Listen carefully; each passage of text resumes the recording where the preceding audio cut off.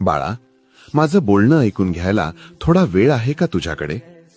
बाळा, माझं नाव मुखात घेणं ही भक्ती नाही, तर माझा आदर मनात असणं ही खरी उपासना आहे.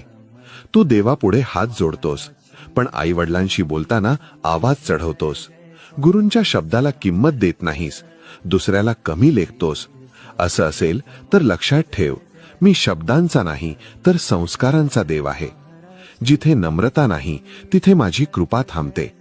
जिथे अहंकार आहे तिथे माझं संरक्षण नसतं. जो माणसाला मान देतो, जो नात्यांना जपतो, जो शांत राहून योग्य वागतो, तोच मला खरा प्रिय असतो. म्हणून आजपासून एक गोष्ट पक्की कर. आदर ठेवशील तर आधार मी देईन. नम्र राहशील तर मार्ग मी दाखवीन. पण गर्व सोडला नाहीस तर माझं नाव घेऊनही तू एकटाच राहशील. श्री स्वामी.